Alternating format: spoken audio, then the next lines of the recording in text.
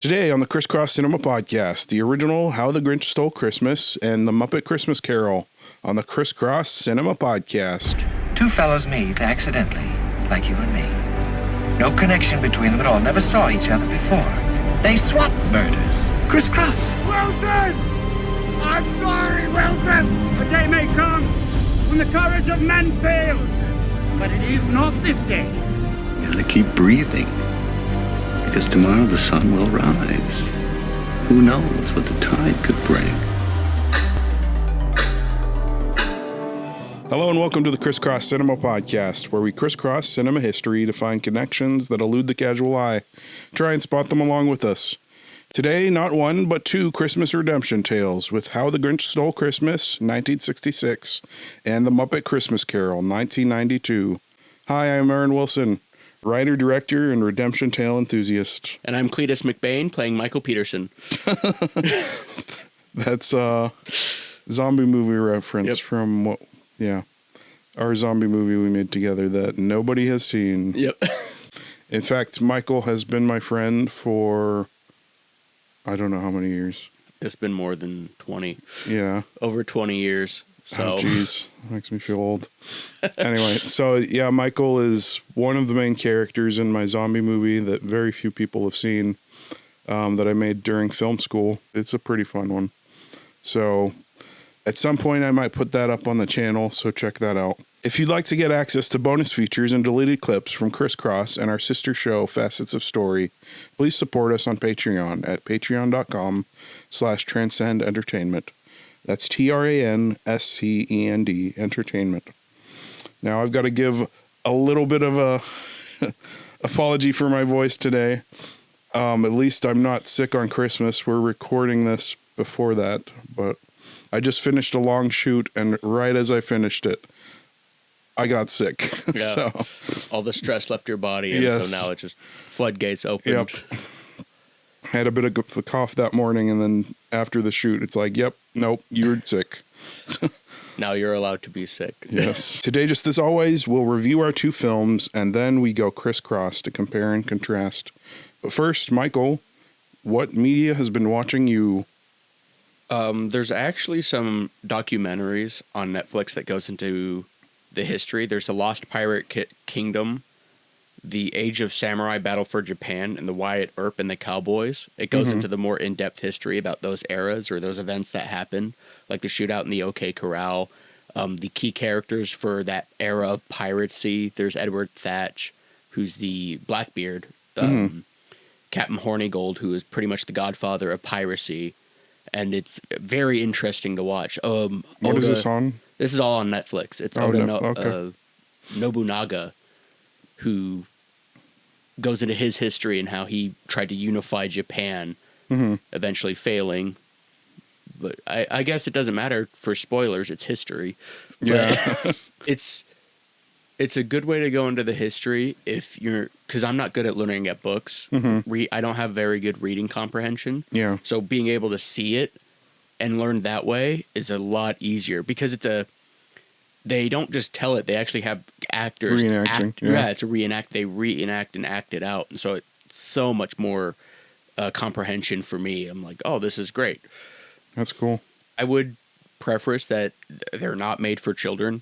Oh, gotcha. It does go into the history of a lot of things. There's the Lost Pirate Kingdom, Age of Samurai, Battle for Japan, and then Wyatt Earp and the Cowboys. I haven't finished that last one yet, but it's very different from Tombstone. I was watching it like, I don't know if that's true just because I watched Tombstone first. Yeah. But it's good if you can get past the extras. Yes. Okay, so yeah, what I've been watching is Here, which is Robert Zemeckis' most recent movie. So Back to the Future, Forrest Gump, all those things. He's got a whole bunch of them. Castaway, which is one that we actually covered on this show. Yep. So, it was good. I don't know, the limitations though, for those who haven't seen it, it takes place in all one place. And it's Like it goes from dinosaur times up until when they build the house, and then Tom Hanks's character is the main character. So we see him be born, and then it goes all the way up through his life, and it's got that big broad perspective that is really cool. But I also think that's kind of the weakness of it. Like, first of all, the camera can't go in for a close up, but you don't get the smaller moments. I mean, that you do, like, there's a lot of smaller moments that make up the movie, but it's not like, I don't know, it being a lifetime makes it where you get what I'm saying? Like, you can't go in for the emotional close up. Yeah. Yeah. I've seen trailers for it, and I wasn't completely sold. I was like, oh, that's a very interesting concept. But I was thinking, I don't know if that would work terribly well because you just can't see the people themselves. There's a lot of nuances with character facial dynamics. The way you express emotion is a lot of it is in your face. If you can't see that, you kind of have to get you don't have the direct context of what they're trying to express. That's probably the biggest weakness of it. But it is really good, though. I'd recommend it. It's like you get that broader scale, which is really interesting because you see the dad had dreams of, I can't remember what he wanted to do, but his dreams are put on hold to raise his family. And then the same thing happens to Tom Hanks's character when he's 18. His girlfriend gets pregnant and he immediately has to be a father, and he wants to be a painter, but he has to put those dreams aside. And it's really cool to see those themes, and especially with the dad, who's played by the actor who plays Jarvis. Paul Bettany, yeah. Anyway, awesome actor. Anyway, he plays the dad, and throughout the movie, you just see, like, his character just gets more bitter that he wasn't able to do the things he wanted.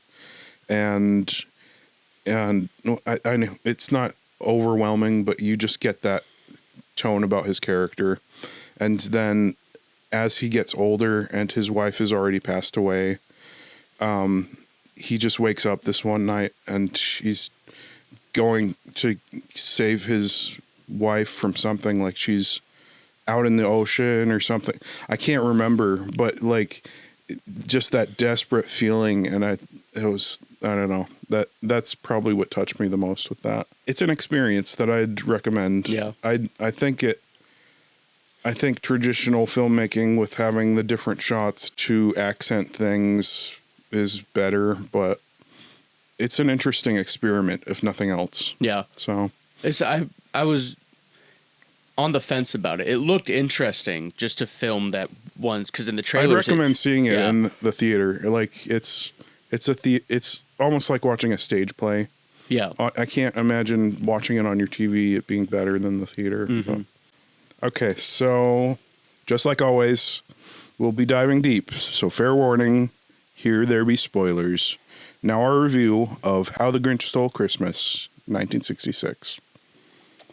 So the thing that struck me first, just watching the credits, was that Boris Karloff plays both the Grinch and the narrator. Yeah. And for anybody who doesn't know, that's Frankenstein, the original Frankenstein. I'd forgotten that. I noticed that when near the end where he's on the top of Mount Crumpet, and the way the Grinch was saying, it came without packages, boxes, or bags. I noticed immediately when it narrator jumped in there, I was like, oh, it's the same guy. And so I looked that up. Yeah. Oh, how about that? There's a lot of Seussian nonsense devices at the beginning.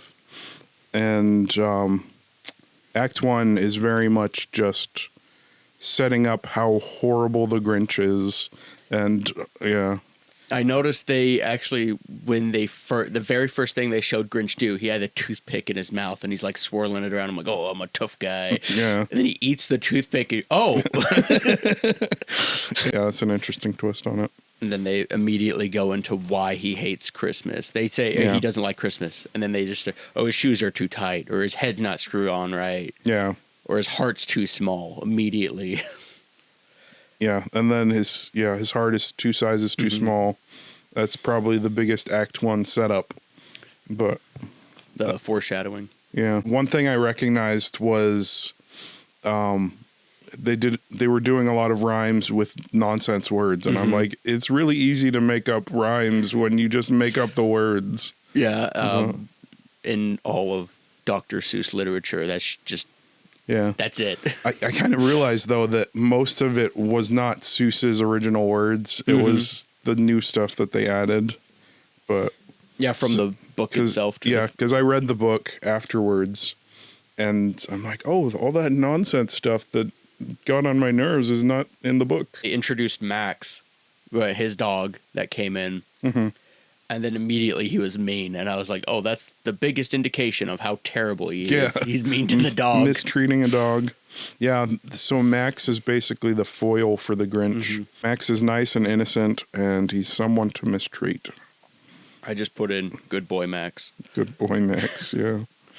And then it was going into the details about how much he hates Christmas, every aspect of it. Yeah. And he's like, oh, I can't even begin to the weird nonsense toys and gizmos that they had. I was like, okay.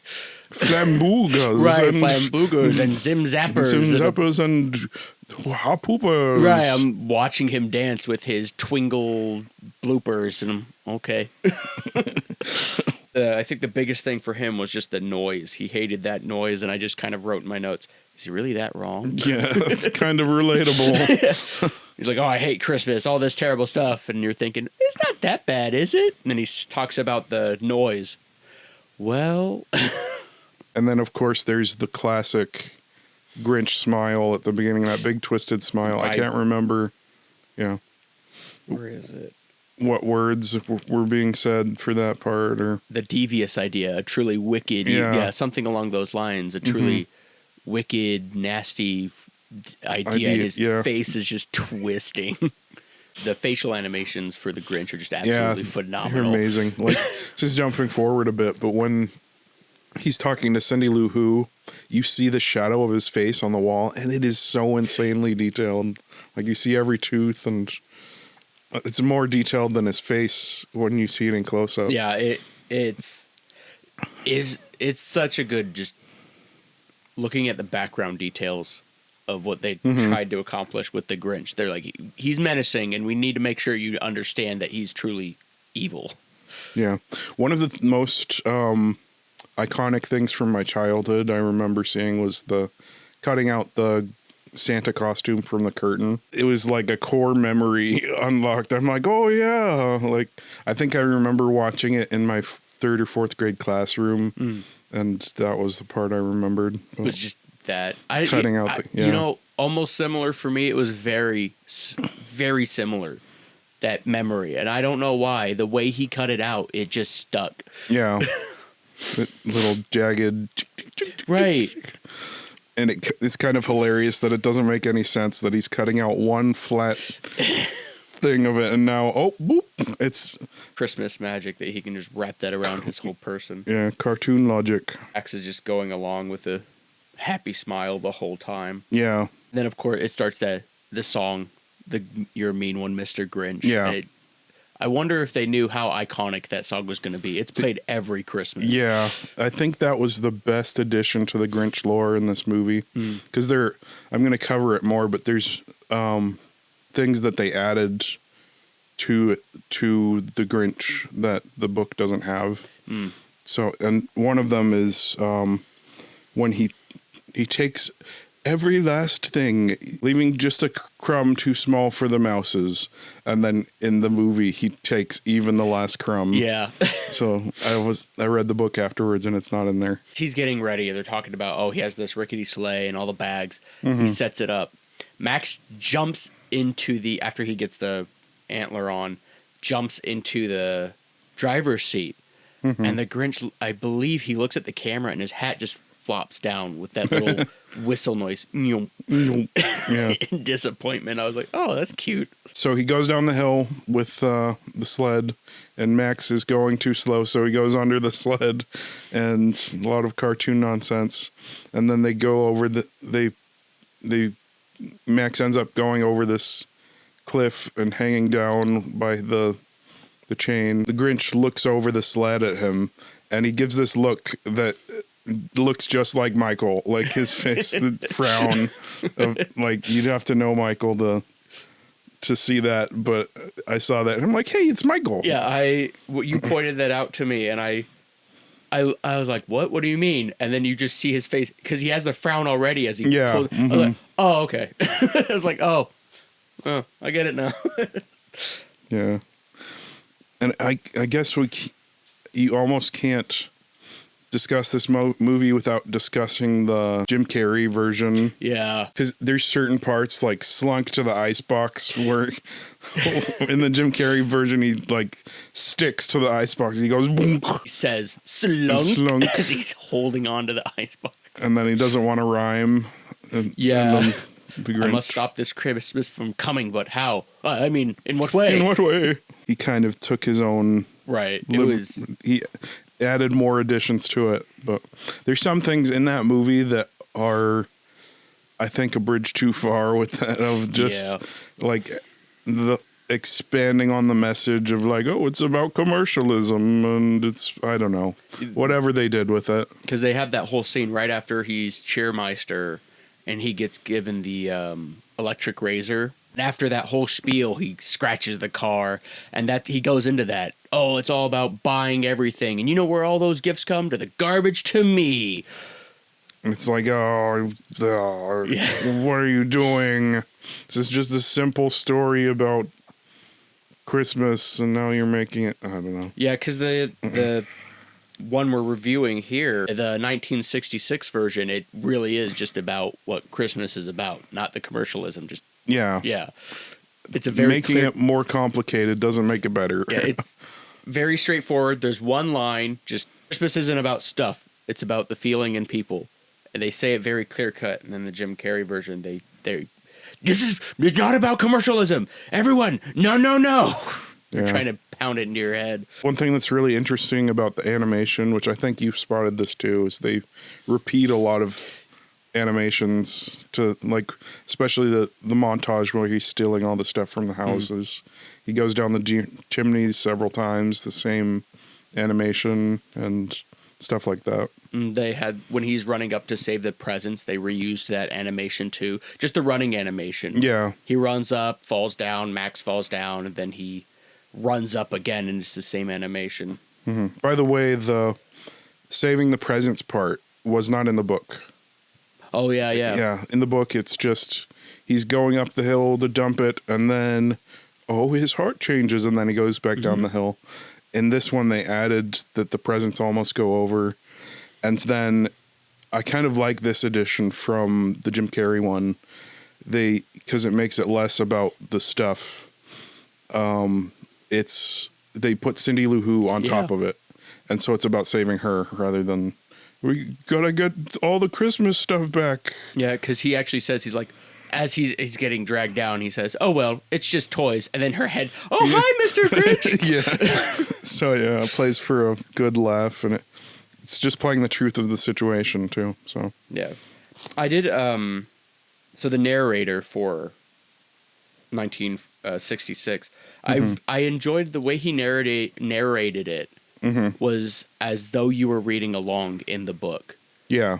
I thought that was a really neat touch, just so you could read along with it. And you would notice. I almost did that, too, just to see the differences. In my notes, I wrote, treats Max bad equals evil. He treats Max good. He's good now. He is good now, yes. Yeah. Nice foil. And there's going to be, not to get too much into crisscross, but... For Christmas Carol, there's several foil characters for Scrooge. Do you want to mention what a foil character is for people who don't know? Oh, yeah, that would be good. Yeah, so a foil is basically a character that's the opposite of...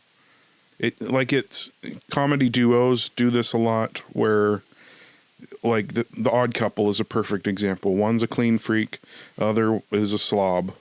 It's that kind of thing. They're there to accentuate the traits of the main character.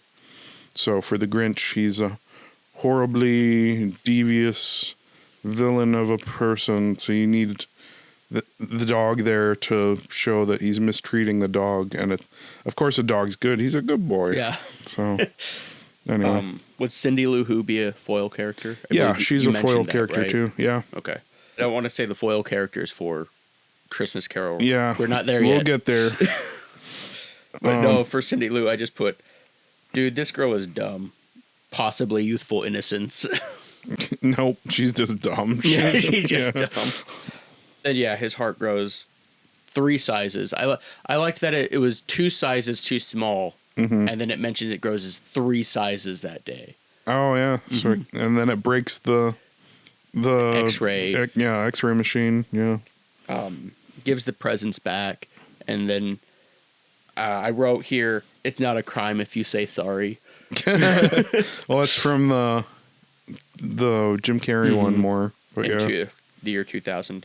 Yeah, it more so there because the cop at the end very much says, well, he said he's sorry. He said the Grinch himself carved the roast beast. Yeah.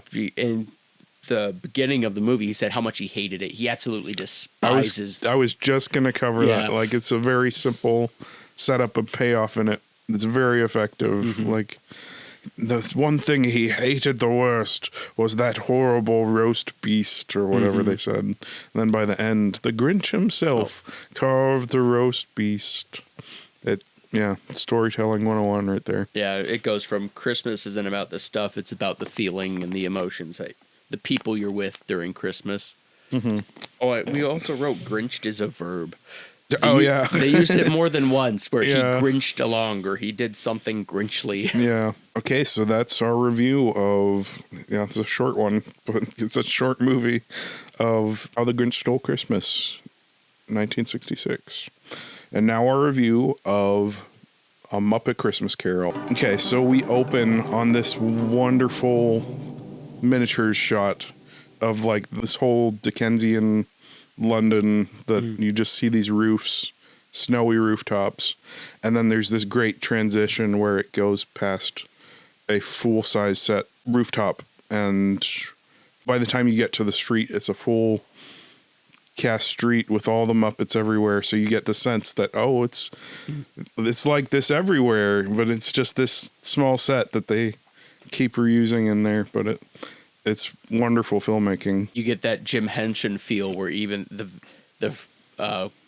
vegetables in the cart, as one of the boys jumps up and, hey, I'm being stolen, hey, as he grabs them and runs off. Yeah. This movie is the best for just those little touches. Right. Like you could watch this a million different times and see different details every time. Yeah, this is a movie I watch more than once a year. Whenever I'm with my mom, this is one of the movies that no matter what season it is, she will watch it. She absolutely loves this movie. We usually watch it around Christmas, and we have to watch it twice. Yeah. But it's like, it's just so good. Like, you watch it, and you're like, hey, we should watch that again. Yeah, all right. Right. And then we're introduced to our narrator characters, which is Charles Dickens, played by Gonzo. And I love how they introduce right away that Rizzo is skeptical that he is Charles Dickens. He's like, you're not Charles Dickens. Like, of course I am. And then they go into, I know, and then he just mentions, because I know the Christmas Carol like the back of my hand. Yeah. Don't tell me that your hand. Tell me the story. Right. Yeah. Then we start with the song There Goes Mr. Humbug. And I can't deny I didn't sing along. Yeah. It's that one's my favorite song. I love that. Boom, boom, boom, yeah. Boom, boom. It's so great. Yeah, the introduction is such a good intro too. Just the Marleys were dead to begin with. Like, oh yeah, what a hook! Right there, you're just invested. What is this about? Right? Yeah, that Dickens knew what he was doing. Oh yeah, absolutely. You read it and it's like A Christmas Story, and the first line: the Marley was dead to begin with. Yeah, and I wanted to read the story afterwards. I just didn't have time, but I've read it the last couple Christmases, and it's great. Like, aside from the long descriptions of certain things, like, I love reading the ghosts and, like, there's a coldness to it that I'll get to that later, but like there's a warmth to the story, but it's kind of that foil thing of the reason it feels so warm is because it's got this coldness to the story, which is exemplified in our main character of Scrooge. Right. They even mentioned that. I should add. Yeah. There's, if I remember correctly, there's only one Marley. In the book. And they're like, we need a way to get both of the hecklers in this film. Yeah, how do we do it? Waldorf. 2 Marleys now. Yeah, Marley and Marley. Right. And I don't know what the name of the actual Marley in the book is. I believe. Bob Marley. So, that's Bob Cratchit. No. You're right. Yeah, Bob Marley is someone else. Yeah, it's but it's Jacob and Robert Marley in this I one. want to say Jacob. So maybe it's Jacob. I wasn't sure which of them was actual. Wait, no, Bob Marley. Yeah. I was thinking of Bob Cratchit. But speaking of that, though, we're introduced to Bob Cratchit, played by Kermit, and there could be no better casting for Bob Cratchit. He's just so earnest. During the song, I like the little tidbits. The skinflint. What an amazing introduction for Michael Caine as Scrooge, where he just rounds that corner in just dark. And that, right? Yeah, that really low angle shot where he's just silhouette. The atmosphere as he just stands there through for that fog. Walks in, and then they begin this song about how horrible a person he is. And we were like, maybe that's why he's so mean. Yeah, everybody just says, "You're a piece of crap, Scrooge. You are full of garbage." Every time he walks by. I would be mean too. Anyway, while we're on the subject of songs, there's one there's a note I missed for Grinch it was a couple Christmases ago, but Joseph was here for Christmas. My brother, Michael's friend as well. He was on one of the previous episodes. Yeah, he was on our Interstellar episode if you want to familiarize yourself with him there. But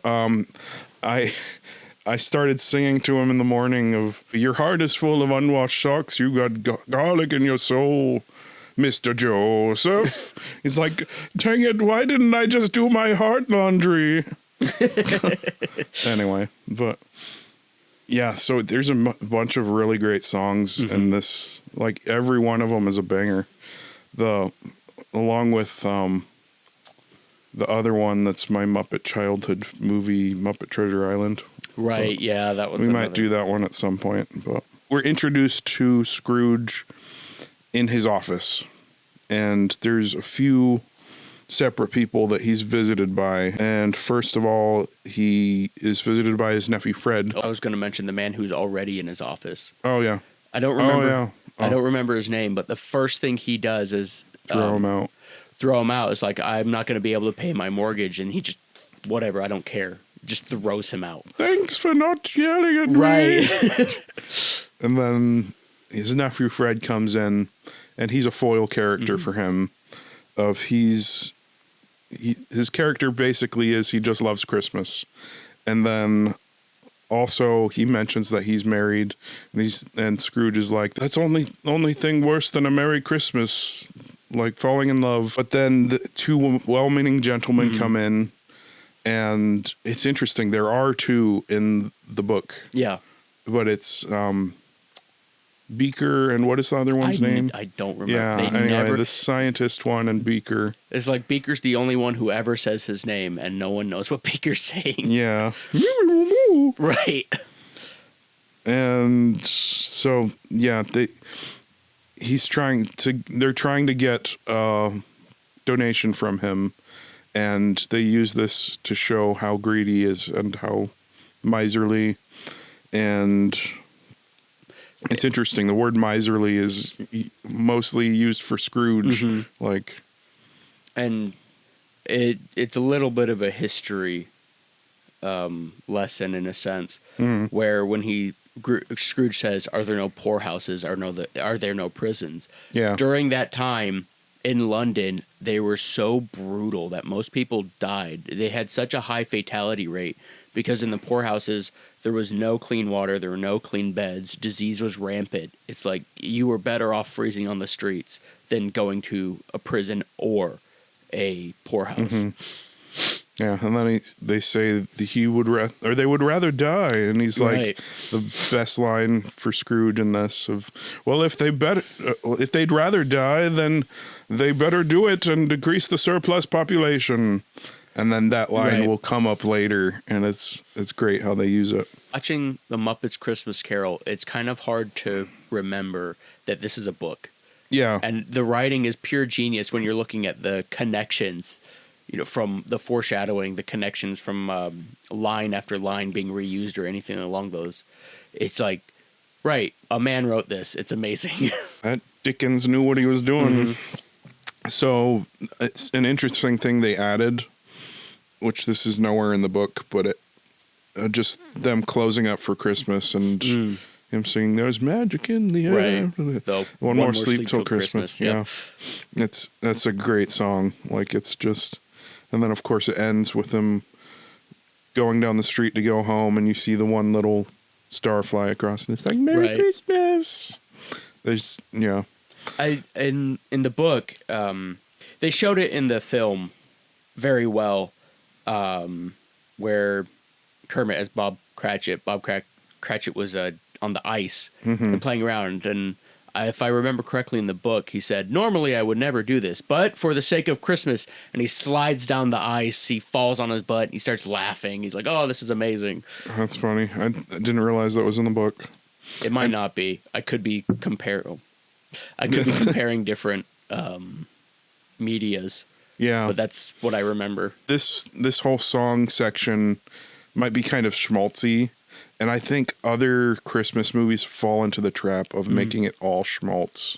Like, but Christmas Carol goes like way dark, Yeah. like dark and cold, and it's like, by the end you're like, oh my goodness, Right. But it's perfect story structure, because by the end of it, it makes the happy ending so much more poignant, and Right.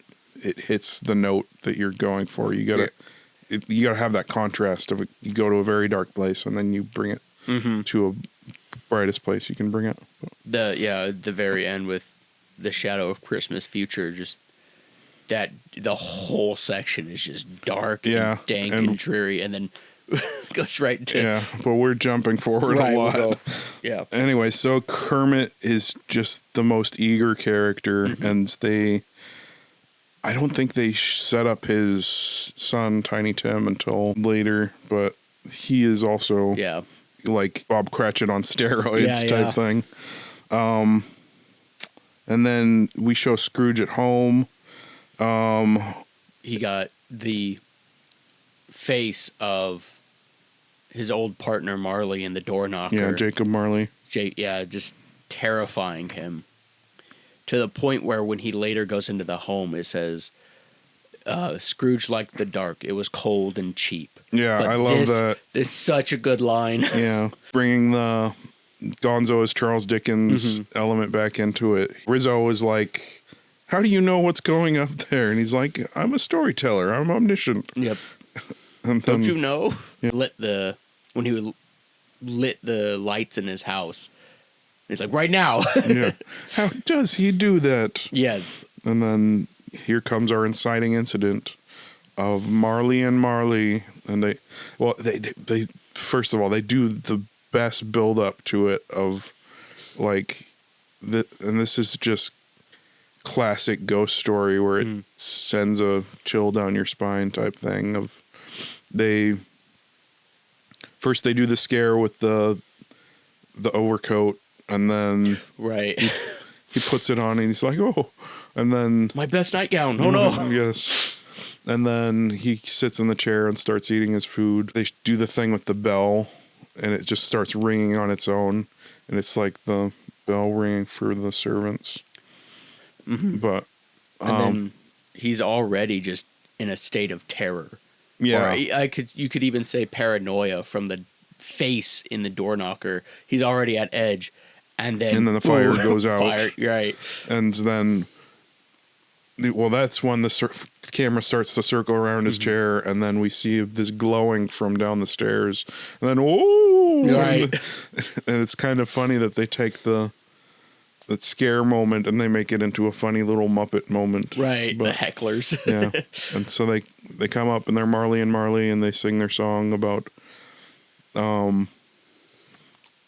you're doomed, Scrooge, doomed for all time, and you wear a chain like ours. Right, I and believe they mentioned that the chain is even longer than theirs. There were didn't on notice both that. of them, the chains were so long you couldn't even see the ends of them. They were so unfathomably long. Yeah. And they mentioned yours is even longer. It's like, oh no. Oh crap. I really like the line in the original book. There's more of gravy than grave about you. That was he's like, because he has the thing that leads up. I don't know if they do this in the movie. I think they do, but like a morsel in your stomach can cause you to hallucinate or whatever. yeah, a bit of mustard. A Yeah, bit of Michael mustard. Caine delivered that line perfectly because you could tell he was shaking. Oh, Just yeah. very faintly, he was shaking as he delivered the line, and it's like, is he terrified or just enraged? Yeah, no, I think he's terrified and he's trying to explain it away. And so then there's more of gravy than of grave about you. And then, of course, Statler and Waldorf are like, what a terrible pun. You're like, yeah. And then, yeah, so then you'll be haunted by 3 spirits. And I love this setup for that of, I don't know if it's intentional, but it's funny to me he's like, please just give me some comfort. And he's like, you will be haunted by 3 Right. spirits. Oh, that's not comfort. Anyway. It's like, please just give me some comfort, he says to the ghosts in chains. Yeah. And then as they finish their songs, they say one word as it's fading out. And when I was a kid, I thought they said chained. But I think they say change. Like, Oh, maybe. yeah, they're like blah blah blah blah blah change. I'd never noticed that, honestly, and I always assumed it was chained, but Yeah, that makes no. a lot more sense. We have to turn the subtitles on, watch it again. Yeah. Yeah, so Marley and Marley chained makes sense. Yeah. But I think they're telling Scrooge to change. And Which makes sense. yeah. It's like a warning. This is your final chance. This is your final warning. Yeah, which is perfect storytelling, by the way. Like, the way you want it is you want the character to have a fatal flaw that if they don't change from this thing, they are literally going to die. And it gets to that point in this movie, but like, and it doesn't always have to be literal, but they're going to socially die, spiritually die, some kind of death. They're going to, this is the time they've got to change. It's now or never. I learned that in Facets. Oh, well, good. Yeah, Michael is my sounding board for Facets of Story, if you've watched that. He's the reason why it sounds so natural, because I'm talking to a real human being. So. In the MacGuffin episode, I at the very end of it, you added that little bit that I said, the joke. Oh, yeah, the Egg McMuffin. Yeah, you're like, what? You said, what is a MacGuffin? And I just went, it's the thing you order at McDonald's. Oh, yeah. So Yep. that's his voice right there. We go Okay. back to our narrator characters of Gonzo and Rizzo. And Rizzo's like, is this going to scare the kids? And he's like, it's culture. Right. Yes, I remember that. It's like, oh, it's culture. It's fine. It's culture. Yeah. And then they do the really great Rizzo is trying to get over the wall and he's up on top and he's like, Oh. he's got to jump down. He's like, oh, bless my little broken body. Yeah. And he jumps off and then he's like, oh, I forgot my jelly beans. And he just goes through the Crawls fence and comes underneath. back in. Gonzo's just staring at. I think he says something like, "You're so stupid," or "You're so dumb," or something along those lines. You're an idiot. Yes. Yeah. And Anyway. it goes right back into this story as the bell tolls one. Yeah, those little touches. That's what I'm talking about. Like and it's a great way to do horror or like any kind of thing that deals with dark subject matter. You have most of the movie is cold, but you go out of it to like a warm scene like that, and then you come back in and it provides the contrast and the refresh. So then the first ghost, Gonzo is like, expect the first ghost when the bell tolls one, and then it blows out white with white light, and it's so cool. Just the use of lighting in this movie is just amazing. And then his bed curtain goes completely white, and I think they just had a white light box behind the curtain. But then he opens it, and the room is completely white, and then it goes back down, and you see this little floating child that is not what you expected. I mean, unless you've seen it a million times. But, right. But you're expecting a ghost similar to the Marleys, and then you see this child clad in white, and you're like, oh. Which is different from the book. It's more abstract in the book. Like it's a candle thing with like a hat. Yeah. That's like a pointy candle stopper hat or something like that. It's much more abstract. Yeah. But anyway, but that was a great addition of making it this little child. She's like, I'm here about your welfare. And he's like, a full night's rest would help my welfare. He's like, then your salvation. Or your salvation then. He flies over the city. I was going to mention. I like that the whole time, not the entire time, but at least this first part, he's very apprehensive about it. Like, Scrooge is worried. This is his first experience. And the previous one was the Marleys, who were just there to not necessarily berate him, but just terrify him into that change. And then this little child ghost comes up, and the whole time she's being nothing but calm, helpful, and loving. Just, if I fall, if I go out this window, I surely will fall. And no, just take my hand. It's fine. Take my hand and you will fly. Yeah. And the whole time, it's just very mellow. She's very mellow. And I feel like that's a wonderful contrast to the Marleys. Yeah, another foil. So I really like the transition to the past part where they go to the horizon and then when the light like blows over the horizon, it reminds me of Prisoner of Azkaban. Harry Potter. Oh, okay. When he does Expecto Patronum at the end and it does the big waves of spell, like that's what it reminded me of. Okay. Like when it did that, I'm like, Expecto Patronum. Anyway, nerd. You're a nerd. You know you. Anyway, so they land in his childhood past, right outside his schoolhouse, and he recognizes the boys running through. Says them by name, which I can't recall immediately. Doesn't matter. But anyway, then they go into the schoolhouse and they're like, do you recognize this boy? And it's him young. And so they show Scrooge after he's like saying to the other boys, like, forget Ruddy Christmas or whatever he says. Yeah, no one cares about stupid Christmas. Yeah, and then they show him growing up.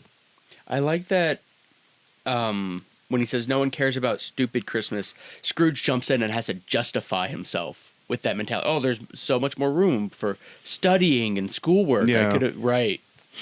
Just like any well-written character, he doesn't want to change. Right. I saw it as he was explaining himself more to himself than anything else. Like he's reminding himself, this is why this is dumb. No one cares about Chris, or not no one. I don't care about Chris. He's justifying himself. Yes. Yeah. That's what I'm trying to get to. Doggone it. Doggone it. And then they have the great part where he's a little bit older and his schoolmaster is speaking to him, and he's played by I only remember his name is Sam. Yeah, Sam the Eagle. Okay. And he's like, you will love business. It is the American way. And then Gonzo comes in and he's like, oh, the British way. Yeah. And then there's that moment where he looks around and he's like, what? Yeah, that was brilliant. They do such a good job blending comedy and storytelling. Yeah, it's perfect. Just the little touches that the Muppets do. And it doesn't do the story any injustice. It just adds. Yeah, no. Yeah, right. It's not at the expense of the story. It's, right. It highlights little elements of it. Of course, he says, "Don't tip the driver," as they're Yes. going away to the. It's a blink and you'll miss it thing, and then they go to Fozziwig's Christmas party. I like that. Yeah, it was Rubber Chicken Emporium. yeah, that's great. And yeah, they very much play it to Fozzie's character in there, and it's Fozziwig. Played by Fozzie. That's so perfect, the naming. Mm-hmm. So then they show young Scrooge, who's perfect casting, by the way. He looks like a young Michael Caine. And he, as everybody else is having this party, he's like, "Do you know how much we're spending on this party?" And he's all talking business. And Fozziwig's sitting there like, "No, it's fine because it's Christmas." And he's like, "Well, yeah, but look at our expenditures. It's absurd." And then they introduce, I believe, Belle. Yeah. But, so, he meets Belle for the first time, and they do a really good, concise job of telling her story. Mm-hmm. I mean, like, his story in relation to her. But not if you watch the theatrical cut where they cut out her song, though. Right. Apparently, from what I've heard, is that they cut that song because it was too sad. What? Right. That's what I've heard. I haven't looked into it to see if it's true or not. I think that's the tone you're going for. Right. It's like that's the whole point of it. Yeah, that's my dad's favorite song, by the way. Not out of all songs, but in his favorite song in this movie. And so then we have that heartbreaking song of her saying goodbye to him. It was cut because the song's melancholic tone would be too depressing for younger viewers and could potentially slow down the film's pacing. I didn't know what the crap they were talking about when I was a kid. Yeah, that's like an adult song where it just goes over your head. It was because of the Disney executives, Jeffrey. Of course, his name doesn't matter. Oh, Jeffrey Katzenberg. Yeah, it doesn't matter. But the Disney executives believed that the song was far too sad for children, but that's the whole point. Children don't understand what the crap it's about. That's the point of the song. The whole point of the song is to be sad. Yeah, because they were just talking. You did too good a job of doing what you're doing. Stop doing it. Yeah, they were just talking about Scrooge and Belle. They were she's saying, "I thought we were going to get married." Yeah. He's like, "Well, that's when my finances are settled." She says, "But you promised." Last year. Yeah. And he said, "Well, it's still business is still poor." And she says, "You know what? I'm out." My favorite part about this song is when Michael Caine comes in at the end. Yeah. And he starts singing a duet with him, and it's just a little bit off, but it's great. Like you get the feeling that it's just this spur of the moment thing, but I'm sure they practiced it a million times, but it feels like he's just coming in and singing this along with her. That change of heart of you see older Scrooge is recognizing the flaw of his ways. And they do it so subtly and so slowly, his change in this movie, that I almost didn't even recognize the steps of... But I mean, a lot of it, like you just...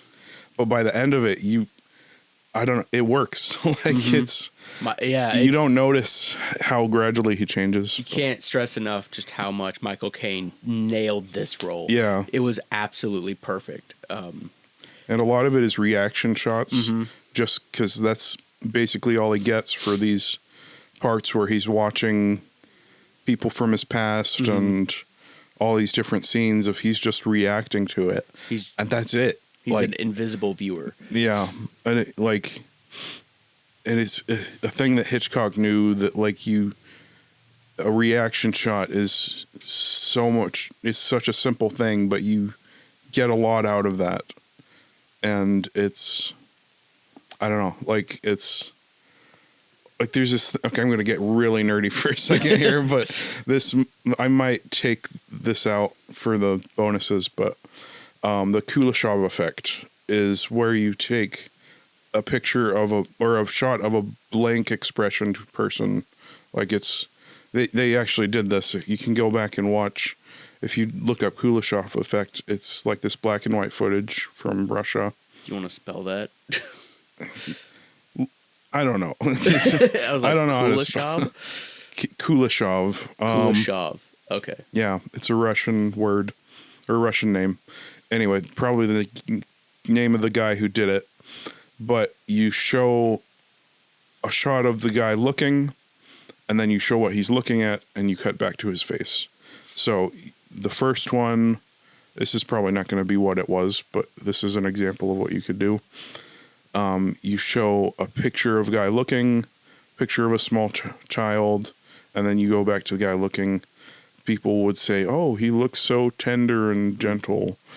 And then you show a picture of a guy looking, a picture of a scantily clad woman, and you cut back to him, oh, that guy's such a perv. Right. And then a picture of a guy looking, a picture of a bowl of soup, and then back to him looking, oh, he's so hungry. It's that, but also with Michael Caine's acting on top of it, he just nails it. And it's so subtle. Michael Caine is from that school of acting where he just reacts.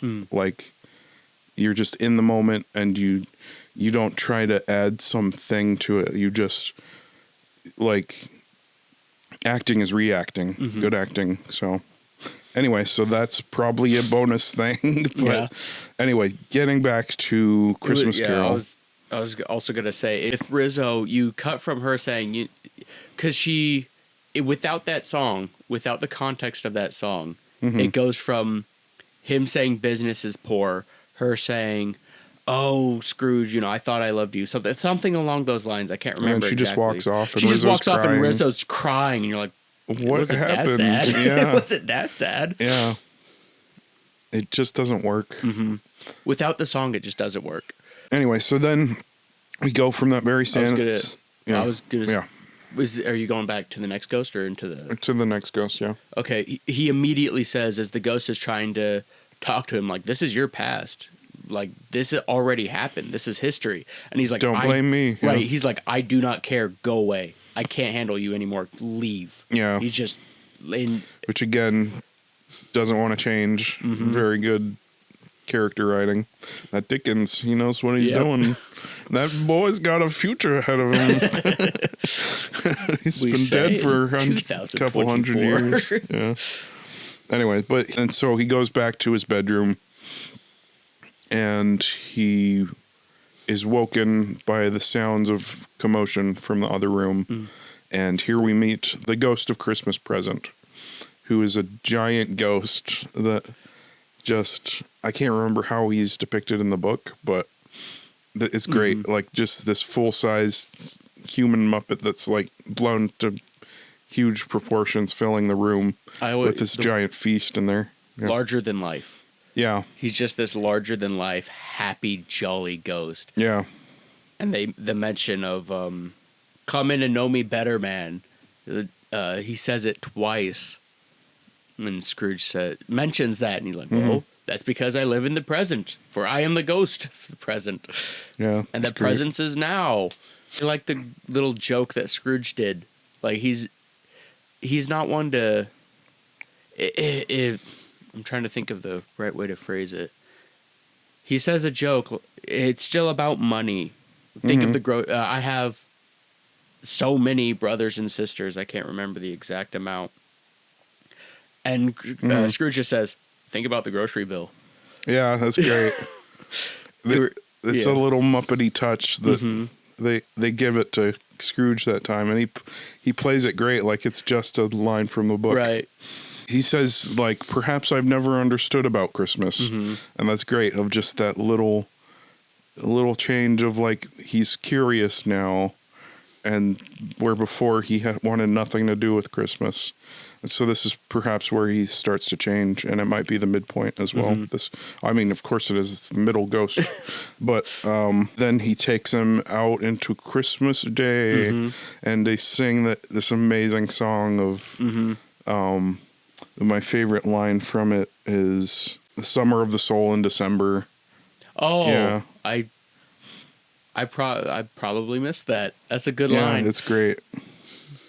Whoever wrote these songs for this movie, along with Muppet, Treasure Island, they're just amazing. Paul Williams and Miles Goodman. Okay, cool. Yeah, so It Feels Like Christmas is the song. Right. It's It's just the tunes are just amazing, it's just along so with the words. bouncy. Yeah. It's such a bouncy, jolly, happy song that Yeah. even Scrooge starts dancing at one point. Yeah, I love that part. It's like that's probably like the midpoint of like he starts to be like, okay, I'm down for this change stuff. Take me on this train. And the good midpoint takes a character from being a passive character of I just don't want to do this to okay, let's do it. So very active, or from a passive character to an active character. If you haven't seen my Act 2 video, go watch that for that one. Facets of storytelling. Yeah, Facets of Story. Yeah, so this song is basically Scrooge learning what Christmas is, because he's never really had it, never really had any interest in it. It's not been a thing for him, and it's a really good song. It's the message is just telling him this is because he says before, he's like, I don't really celebrate Christmas. I'm not about that. And he's like, well, I'm going to show you. And he just goes throughout the streets of London. As in the first time we see London, in the present, that's with the introduction of Scrooge, bleak, dreary, lots of grays. Then immediately the next time we see it during this song, it's all bright, everything's well lit, it's cheerful, everybody's singing, more colorful. Yeah. And then we meet Mrs. Cratchit, who is played by Mrs. Piggy. I was gonna say, I am getting it confused. Did he go to Family first, or did he go to Cratchit first? Oh, you're right. I completely skipped over that. Yes, he's like, I want to see kin. Show me kin, show me family, and then they go to the. It's so great. This is great storytelling. Of you go on a high, and then it brings it down. So they're playing this yes and no game, and they're like, "Oh, Fred, who's normally this very nice guy, he's like, it's an unwanted creature," and he's like, yes. And the wife is like, an unwanted creature that's not a rat thing. And I love that they put in the little Rizzo thing of like, is it an unwanted creature? They're like, a rat. He's like, present. Yeah. Anyway. And then, they're going through basically 20 questions. And then you have this, right before they get it, Scrooge jumps in. I think he said, it's a cat. Scrooge is playing the game too. Yeah. And that's so great. He just gets into it. Someone else has a cat. He's like, I said it first. Yeah. And then at the end, the wife guesses it, and he's like, oh, an unwanted creature that's not a mouse or a rat or a cat. It's Ebenezer Scrooge. Right. And it's like, oh, this is the worst thing ever.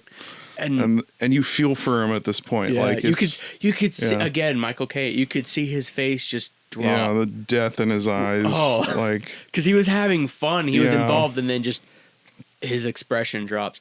And I believe in the book there was a spiel that Fred did, like, even though he's unwanted, we still love him. He's still, Yeah, cut that crap. You don't need that. Cut it completely and just move on to the next one. It's like, oh. Yeah, and then keep that just down feeling. They have the scene where the spirit tells him it's Bob Scratch's house. And he's just looking it up and down like, that's it? Yeah. And he's never seen it before. Right, it's the first time. It's a nice little touch that you can tell he doesn't really care that much about his employee. And then the spirit tells him that, again, it brings back the forgetfulness where he says, that's Bob Cratchit's house? He goes, how'd you know that? Yeah. You just told me. Right, you just told me. And it's a great exposition device to have a forgetful person. They do this in Fringe where Walter Bishop has memory issues. So they have to... Yeah, anyway. Yeah. So... Then we meet Tiny Tim, who's played by, do you know the name of that Muppet? Like the little frog? He's got a name. Oh, I do not know. I was thinking like Robert or something, but. Oh. Robin. It's Robin, yeah.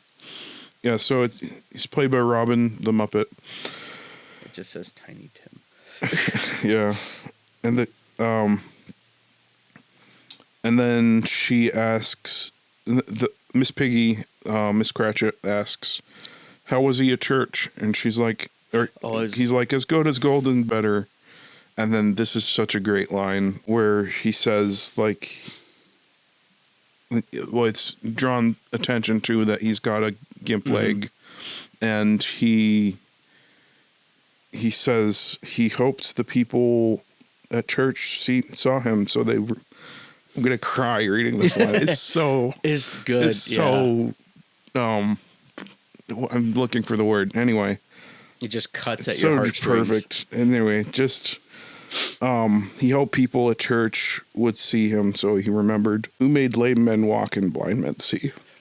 It's so great. Like, yeah. And they do a great job of in this, and I think in the novel as well, of like they don't ever make it about like preaching about Christ or whatever, but just that little touch where you know what this is about. That's all you need. Like, and they say in the songs like all the lyrics are what Christmas is about, and like that whole thing, and it makes it universal.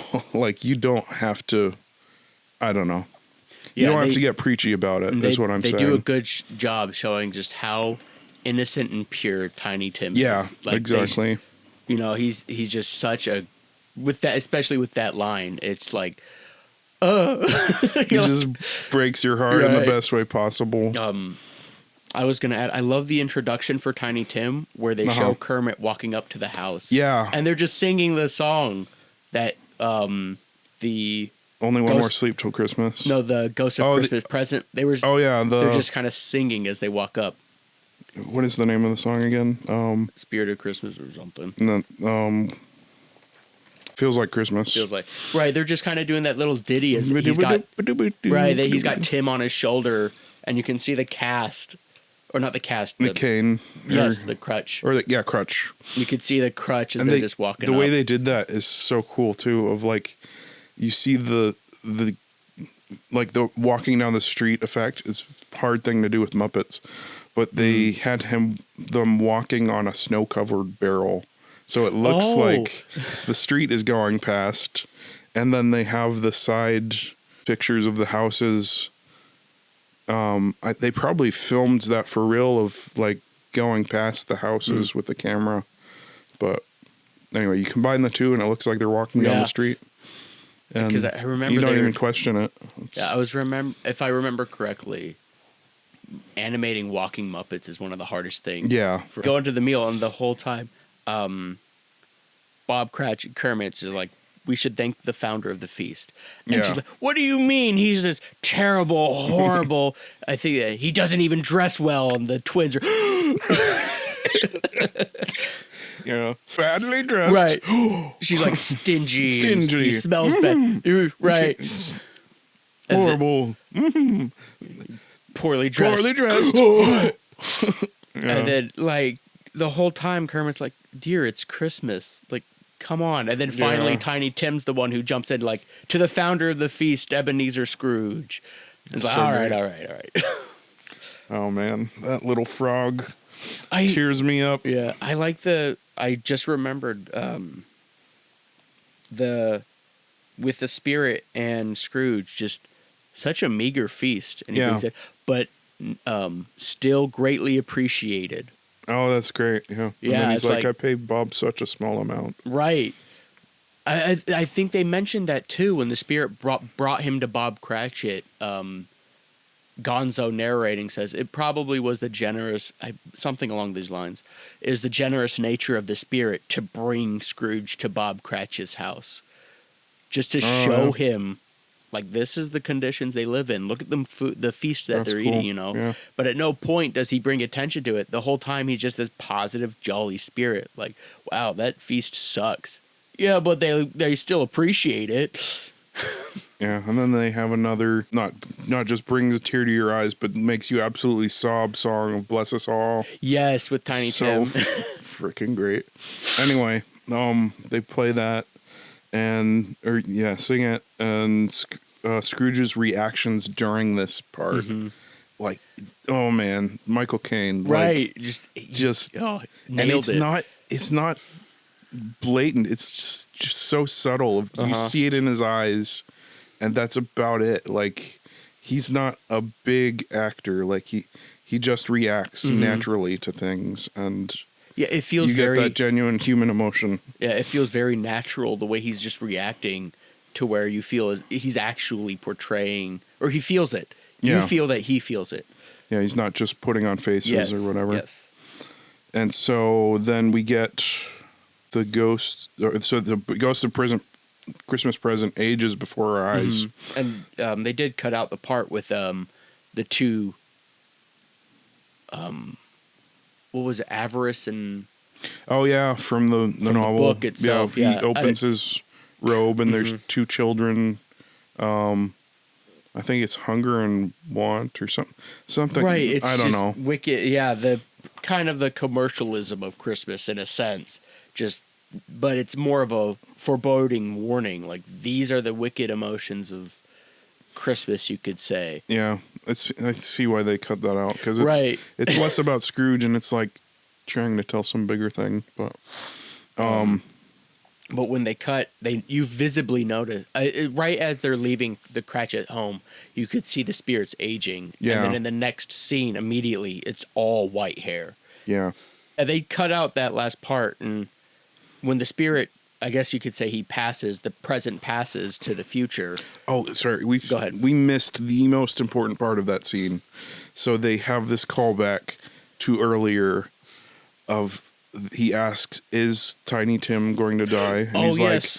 like, if he's going to, he better do it and decrease the surplus population. And he's like, oh, spirit. And Well, it's yeah, just, I believe he says, Yeah. I believe what Scrooge asks, what is to happen of Tiny Tim? yeah, And he mentions, I see an empty chair in the corner, or with a vacant chair in the corner with an empty crutch, or something Yeah, along those something lines. like that. You're like, oh.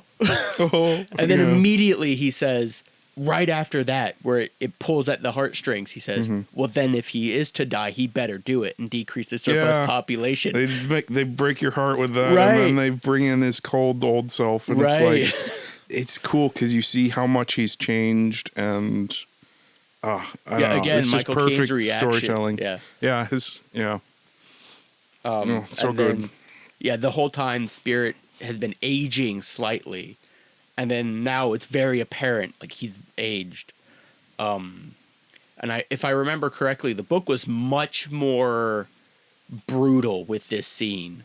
Like on the 12th, when the moment the clock strikes midnight, he's done, and every strike is like a pin in his heart as he's just in agonizing pain. But he just kind of fades out. Right, in in the this movie. one, they're like, no, Little sparklies. They're like, absolutely not. They just, you're like, this is a child's movie, but right.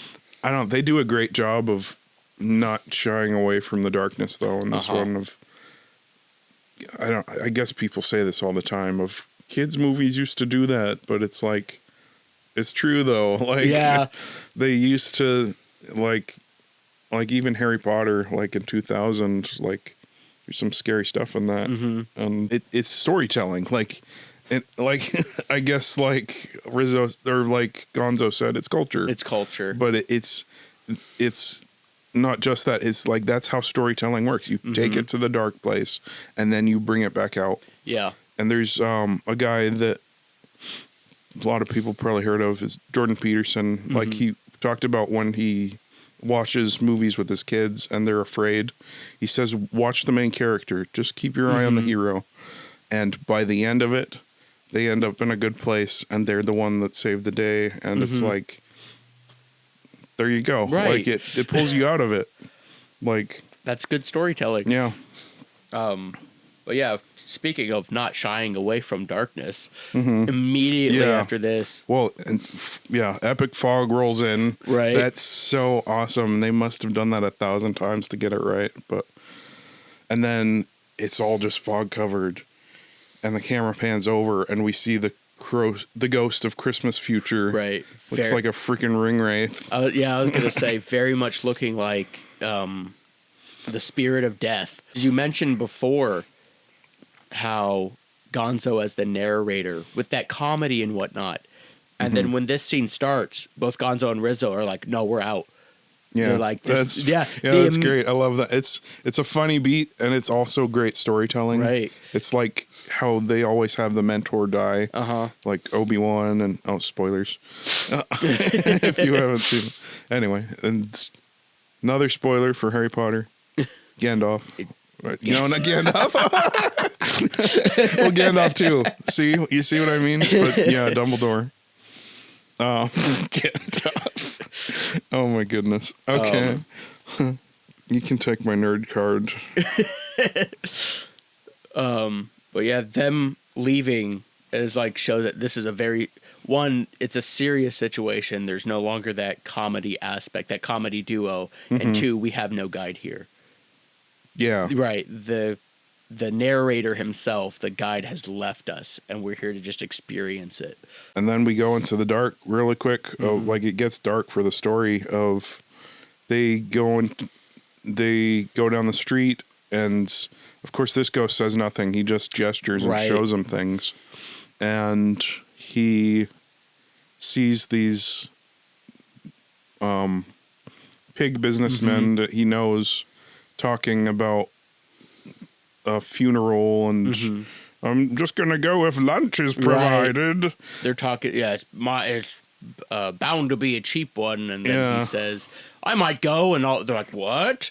If lunch is provided?" Right. They just start laughing, and then they go into this shop down the street, and it's less of a shop and more of a dingy back alley, black market thing, and they're selling all these possessions of this dead man. And I love the line where it's very much a hint as to who died. If you haven't got it already, it's the maid, I believe it was the maid of Scrooge's house, who says, "I got his bed sheets." And he says, "They're still warm. I won't pay extra for that." And she's like, "You should. It's the only warmth he had." But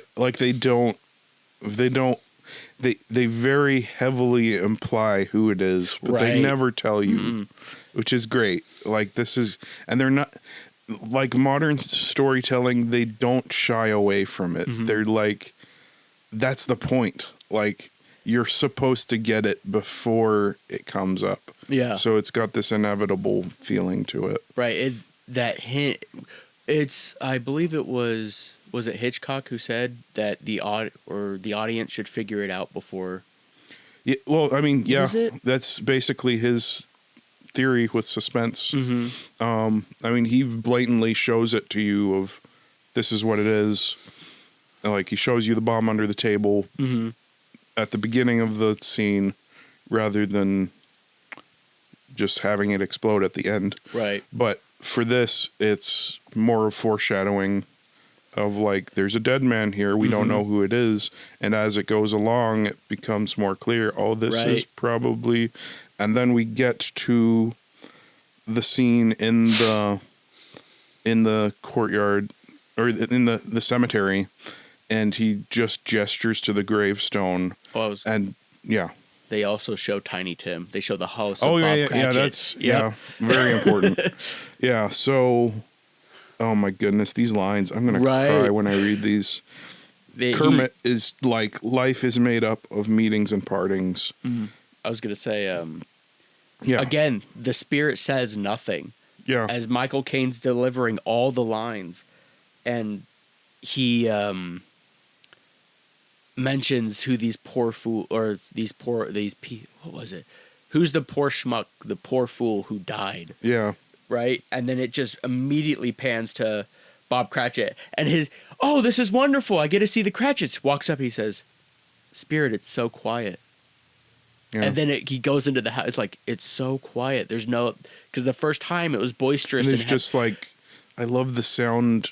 I mean, it's motivated by the scene itself of it looks like it just rained, and it's just like that dreary little drippy drip of the last residue of the rain coming off. Yeah, because the pig businessmen all had umbrellas in that first scene, so it's been raining. But yeah, it's so quiet. He goes into the house, and it's just There's no light. It's just dim and dreary. Miss Piggy's been crying, and then Kermit walks through the door, and it's, oh man, it's just so depressing. Alone.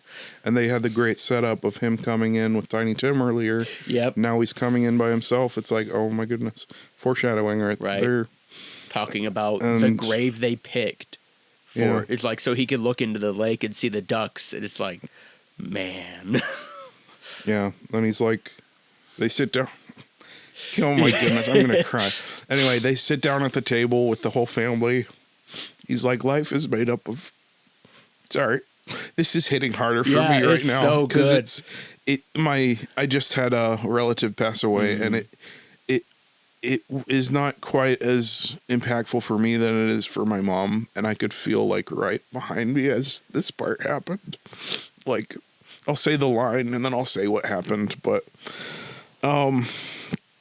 life is made up of meetings and partings, and we'll never forget this first parting we had among us. And I could feel my mom behind me. Like, I didn't know if she was crying or not, but I know she was. And I just reached my hand back. She took it. And it's a tough thing for me because I'm not really normally a touchy-feely type guy. I've learned when my mom is in that kind of a mode, so that she needs some kind of something. And so I'm more comfortable doing it now that I've learned to do it. But anyway. I was going to say needs that human connection. Yeah. And so do I, but I'm more of the kind of kid that didn't like to be hugged and that kind of thing. I feel that. Anyway, but it's great like that movies can do that.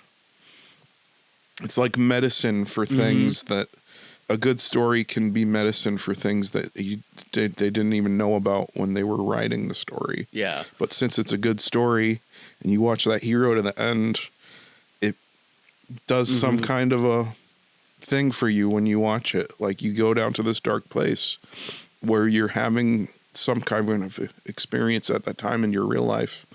And then as the story pulls out into the ending, it goes positive again, and we're not there yet, but we'll get there. And it's great that a story can do that. Anyway, so then we go to the graveside, and he points to this grave, this freshly dug grave, and there's snow over the name, and but you know who it is at this point. Like, that's the inevitable feeling that they just don't know how to structure nowadays. They're so afraid of giving away the spoiler. Movies are not about spoilers. Like, if you know the spoiler and it spoils the movie for you, it's not very well told. But it feels inevitable. You know whose name is on that grave. It feels as though Scrooge is still in a tiny bit of denial as he walks up to... He knows who it is. Scrooge absolutely knows who it is, but he doesn't want it to be true as he slowly brushes the snow off to see his name. Yeah. And he's like, Ebenezer Scrooge. And then he goes up to this scary looking ghost and is like begging on his robes and like... I love the line that he says, is this the things that will be or the things that could be? Yeah. Can I still change and make things right? And it shows that his character has changed at this point. And you're in the darkest point right here of he's seen everything and everyone he knows die basically, and everything, or like everything that's worth living for, gone, and he's literally dead before himself. Is this the real future or not? And then he's begging at the Ghost of Future Past robes, and he's the Ghost of Future Past. Ghost of Future. Oh, that's X-Men. I was gonna say with the three spirits, the first spirit kind of shows him the past of Christmases, and just, I guess you could call them just failure after failure after failure to understand what Christmas is about, and how he's just not getting the message. And then the Ghost of Christmas Present is there to really hammer in the message. Like, this is what it's about. This is all what Christmas. Look how joyous and triumphant everything is. Yeah. But the ghost then he starts to get it. right, and then the ghost of the Christmas future is very much just like, oh no, this is what's happening. Like, no, we're not teaching you a lesson. I'm showing you what will happen if you don't. Yeah, these are the consequences. Yeah, this is where your life is going. Right back to Marley from the beginning. Like, these are the consequences. If yeah, it's back to that fatal flaw thing of if you stay on this track the way you are going to die, and then going to be in a place that nobody knows or cares about you. Tiny Tim is gone. The worst timeline thing, and he's at the robes of the ghost of Christmas future, begging, and this is just a butter smooth transition of he's begging at his robes, holding onto them, and then falls into his bed, and he's holding onto the sheets. He's like, oh, and he wakes up, and it's Christmas morning, and nothing is, everything is as it was. We forgot to mention the poor little rabbit in the beginning. Oh, yeah. That poor little rabbit. Because he comes back now. Yeah. He's like... I don't know if he was that important in the book. I'm not 100%. I don't think so. But at least in the movie, there's that poor little rabbit singing a song, trying to get a little bit. There's that hope in his eyes as Scrooge opens the door, throws the wreath at him. Yeah. And then later in this scene, you just see him freezing and sniffling with newspapers around him. And then as Scrooge looks out the window, there he is. Yeah. Lad, do they still have that prize turkey in the shop? And he's like, the one as big as me. He's like, a remarkable lad, an intelligent lad. Yeah. And he says, go buy it. The kid's like, are you dumb? Dumb. It's like, come on, be serious. He's like, I will give you 5 shillings. No, I will give you 10 as he throws the money. Oh, and Gonzo comes back. Like, hey, we're back. We're back. We said we would be. That's and great. as they're trying to speak, they're like, the kid runs into him. Yeah, I wrote that down. Okay. The Bunny Boy runs over Gonzo and Rizzo. Or Dickens and Rizzo. And then he goes to his nephew Fred's, and I love that there's just no bitterness at all. Yeah, during this new song. This pretty harsh thing that he saw. And like behind closed doors, they're like, "Oh, he's the worst." Like it's kind of a douchey character, Fred. Yeah, like plays up this. Oh, I'm so nice, and I mean, I guess he genuinely is, but he's this nice, generous character outside of doors, but behind closed doors, he mocks Scrooge, and I guess jerk. Scrooge is the worst, but yeah, I don't know.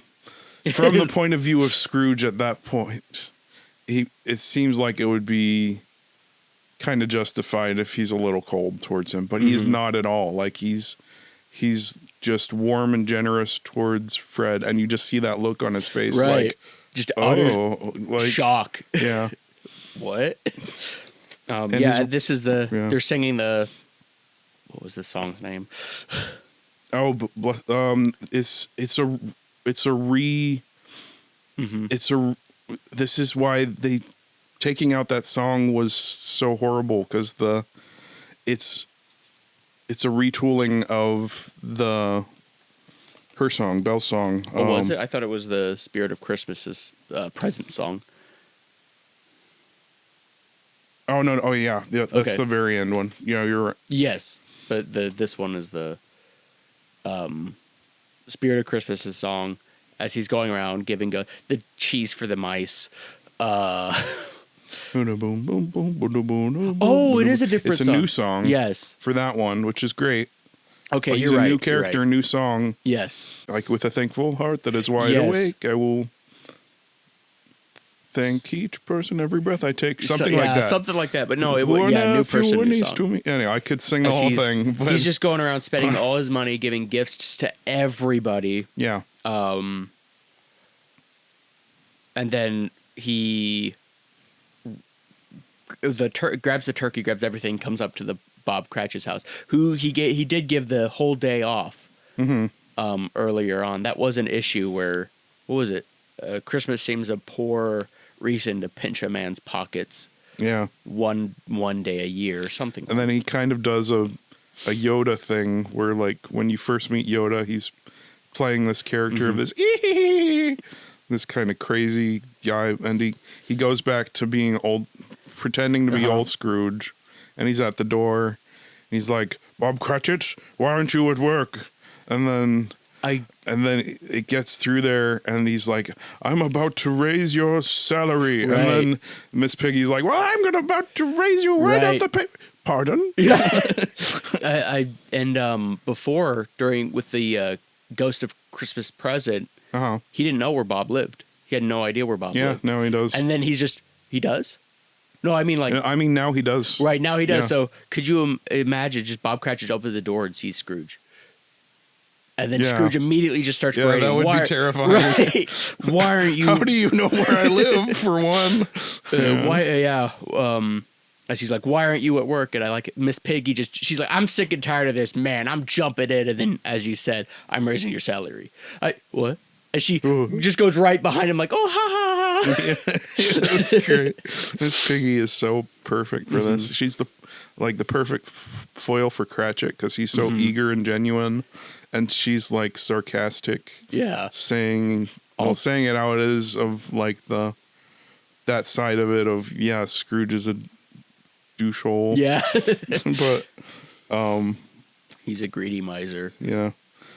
One thing we missed is as he's going along giving gifts to people, he stops in the rest home, and old Fozziwig is in there, right. and his old schoolmaster Sam the Eagle, and I wonder if this was scripted or not, where Fozziwig has a hearing horn. Sam shakes his present, and Fozziwig puts the hearing horn to the present and shakes it. Yeah, that's great. And then also I could imagine that being just a ad-libbed Muppet thing. And then there's the scene where he goes up to the two looking for donations, and he says that he's going to give an exuberant amount. Oh yeah, and he whispers it in his ear. Yeah, that's great that he whispers it. Right. And they're like, Eddie says this and many more to come. And they're so overwhelmed. They say, I wish we could give you something. And Beaker takes the scarf off gives him his own scarf. What is Belle's song called? Love Is Gone, I think. Okay, so it's When Love Is Gone. That's the first thing or the first time you hear that song. It's When Love Is Gone. And then... Yeah. Now it's The Love We Found, and it's a reprise of The Love Is Gone, the saddest thing in the movie, and they freaking cut it. And that's what I'm talking about. You take it to the saddest place, and then the end is the complete opposite of that. And it's the same music, just different words. The love we found, the love we found. And it makes you freaking cry. Yeah, they're all gathered around Bob Cratchit's house to eat as they sing that song, and it's without the context of the first song. Yeah, it's just like random song. Where'd this come from? This one doesn't make as much. You gotta there's have not the impact setup for the payoff, and it's just like a random song at the end. That's like, okay, well, that's fine. Yeah, whenever we watch the movie, when I'm with my mom and we watch the movie, she has to make that comment because she has it on. They deleted the song. She has it on DVD, and there's the theatrical and other. Yeah. And I'll just to mess with her, I'll play the one without the song. And That's funny. She's like, why did it? She has to go on this whole pretty much the same spiel, just like, the song needs to be there. We need to hit that point. It makes no sense. Yeah, that's great that she gets. She absolutely hates that they cut that song. Scrooge starts the movie completely all alone. Not loved by anybody for good reason. And then we end the movie on the love we found, we carry with us, so we're never quite alone. Yeah, he mentioned the way Gonzo does it. He's like, oh, Tiny Tim, who does not die. Yeah, who does not die. Oh, ain't that swell. Yeah, ain't that swell. And then he says that Scrooge not only saved Tiny Tim, but became a master to him. And I believe it's implied he took Tiny Tim under his wing and started teaching him the business. Mm-hmm. And I remember the first time I watched it when I was still a kid, I was like, why would he teach him the business of being mean? No, as a kid, I still didn't, because it said taught him his business. And I was like, his business is being what was it, real estate, I believe it was? Oh, moneylender. Moneylender. It's like, why would he want to teach him how to be a horrible moneylender? And then as I grew up, I was like, oh, no, because he changed. Duh. Okay, and then there's the great last line of he's like, if you like this, you should read the book. Mm-hmm. And you should. And so that's her review of Muppet Christmas Carol. I'm not crying, you're crying. You. No, you. Okay. That's how you know it hits. That's how you know it lands just right. Is when you get those emotions. It's nice when movies used to make you feel something. Yeah. Now we go crisscross. Every once in a while, two films will share a bond to transcend time, space, and even genre. These similarities go down to their DNA. So let's dissect and deconstruct, compare and contrast. It's time to go crisscross. Crisscross. Cool. Okay, so yeah, I'm going to cover that last thought that I was going to say, just so I don't forget it. Oh, okay, go for it. Never mind. What? No, go for it, because I don't want to break your train of thought. So the part where he trains him up in his business at the end, that's what it's about. Like, it's not about business bad, being generous to people good. Oh.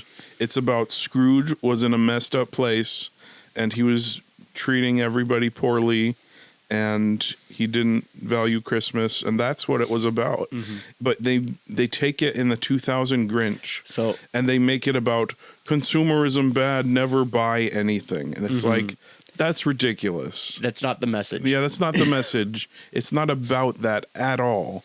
It's about the Grinch it's the same thing with Scrooge. He's a messed up guy that's horrible to everybody, and by the end he realizes, oh, Christmas isn't about all these things that I thought it was. It's about being good to people, and it changes his heart because he understands Christmas now. They mention it too. He wasn't just a changed man, he was even better than. Yeah. They mentioned that, and I was going to say, and it seems positive. Go ahead. It seems like a subtle distinction, but it's not. It's not about the message. Like, if you're making a movie that's about the message, it's about the character. Like, this place that the character goes, it's about how they change and how they become a better person. Not, oh, this thing that you were doing has no value. He brings the child up in his business.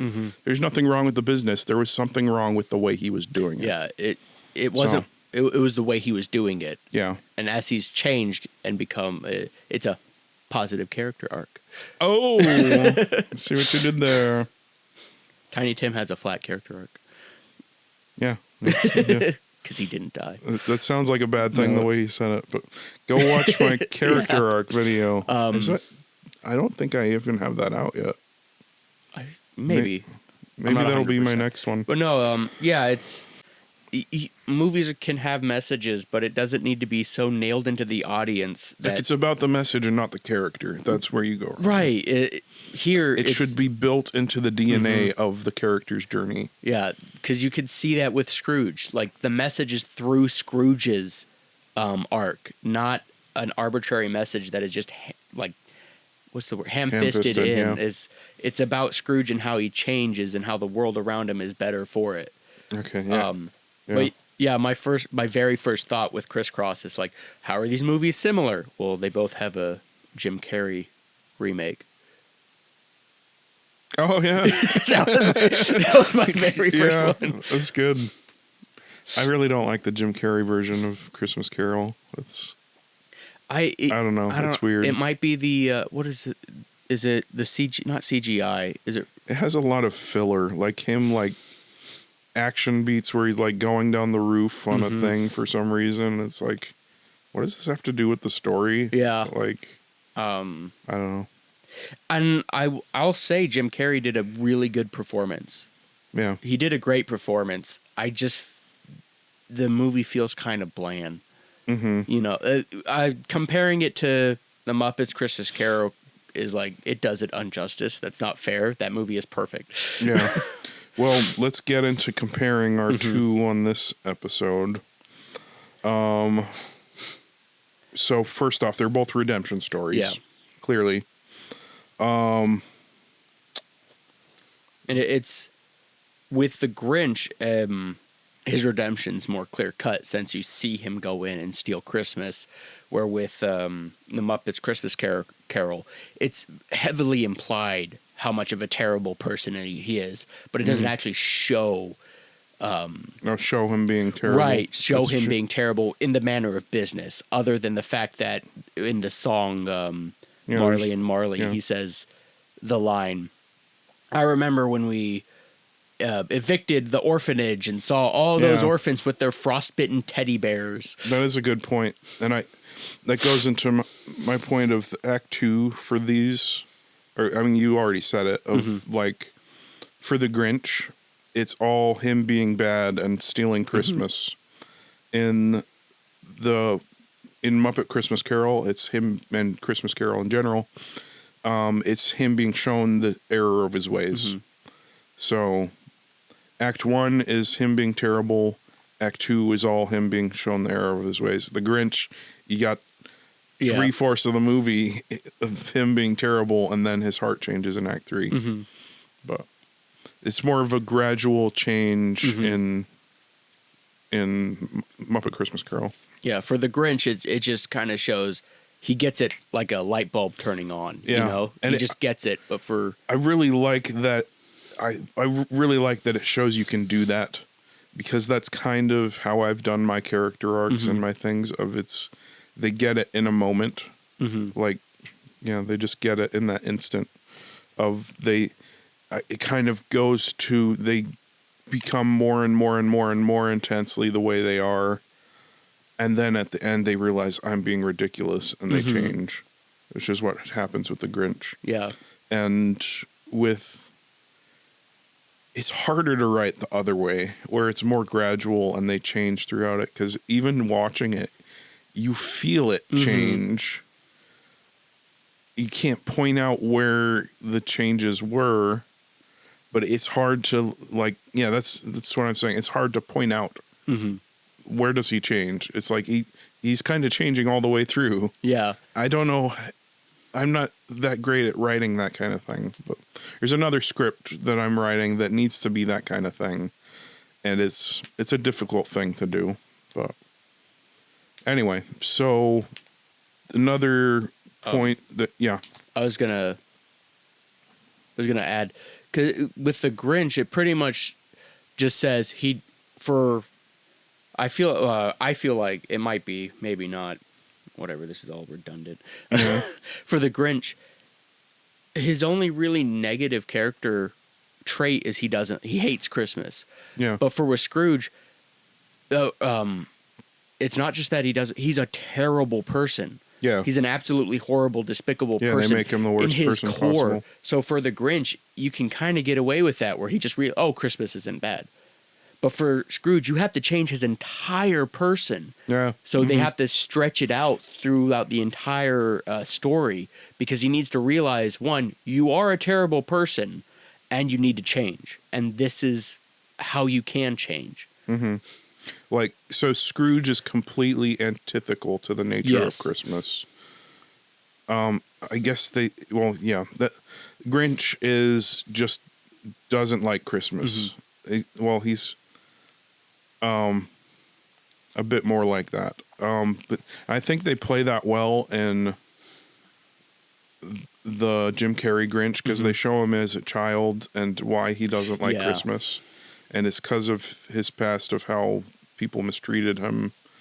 And so it's more of a surface level thing of Christmas reminds him of all that crap. Yeah. And which is another message in there. It's like, why so many messages? Yeah. Because with Jim Carrey's, it's mentioned he doesn't like Christmas, but then with that everyone bullying and that was very much like, oh, it went from I don't like Christmas to I hate Christmas. Just to backtrack a little bit, Act 1 for all of them. Well, yeah, we talked about several adaptations, but I mean, the oh, go ahead. well, go ahead. I was get going to into say it, that. but- I was just going to say that's how you know it's a great story is because there's so many adaptations. Yeah, How many Christmas it can carols be are- retold so many different ways. There's The foundation's sturdy, so it can hold the weight of yeah. all these different things. But the Act 1 starts with a despicable main character, and so I kind of just wanted to dive into how it's portrayed for the Grinch and then for Scrooge. Okay, yeah.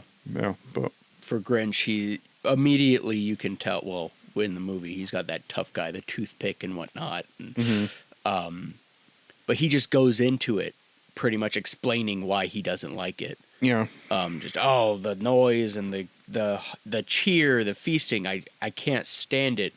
The way he and treats. it's more of a cultural thing. Like I can see what you're saying. It's more of a surface level thing. Yeah, and It's he. Yeah, it's Go ahead. implied that the Grinch is kind of a weasel, but and that song really hammers that in. But I don't know, like it is more just the hate of Christmas than it is And about anything else. the way he treats Max, who's just again like you Yeah, said, he's that that's- foil character. That's really the thing that drives and- home that he is bad. Now that I'm thinking about it, I'm not sure. I'd have to rewatch it. When you said Weasley, I'm like, how many scenes are there with the Grinch where he's actually standing up straight?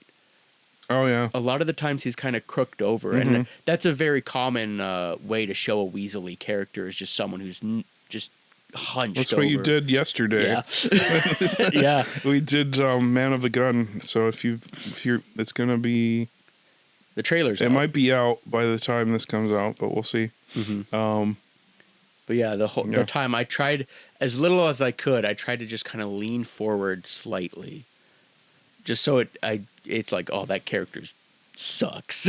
Yeah, and the way he ran, this has nothing to do with anything, but the way he ran up was just like, Yeah. like you crouch down like a little gremlin or something.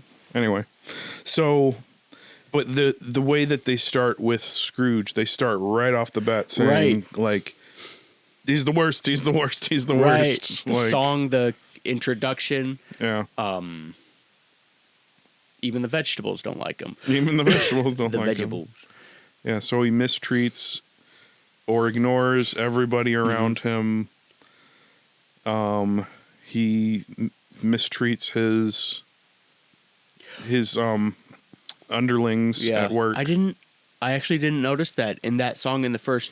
He ignores everyone. He's just walking past. Yeah, He doesn't. The only time he gives anyone It's a very lonely character. right, the only pause he ever gives is with the carolers, where they're singing. Someone drops some money for him, and they're saying maybe he's not so bad. He's bad as he stops and just walks right off. Yeah. Like, yeah. Yeah. But no, I didn't notice that the Great. first time. He ignored every single person as he walks to his place of business. And by the end, it's the opposite of that. Yeah. He's going through the town, this crowd around him, talking to and giving gifts to everybody. And there's a great line that's for someone's social anxiety. This reads kind of differently, but I get the meaning of it. It's a good thing. Like if you're capable of doing this, you can count. You can. It says you can tell the worth of a man by how many friends. You by count simply his friends. count his friends. Yeah. Simply count his friends. Unless you got social anxiety and you can't make friends. But yeah. Anyway, but even with that though, like I have a script that is about someone with social anxiety, but is a good person, and they touch the lives of all these people they don't even recognize. So even if you've got social anxiety, it works. Yeah. It's cool. But anyway, so yeah, we set up both these. Buy people Christmas presents, and they are your friends. Yep, perfect message. And that's the end of the episode today. No. Yeah, and then with the Grinch, as he's, they're mentioning, or implying, I should say, that he's just not a nice guy. Yeah. He's a horrible person. And then he says the line. He's got garlic in his smile. I don't know Well, if you knew before that, he says, "I must stop Christmas from coming." He's like very self-centered. Like, I don't like it. I hate it. I have to stop it. And then his plan is to steal all of it and ruin everybody's experience. Yeah. So he's a very selfish character in that way. And then the whole song about how he's mean and terrible. Yeah.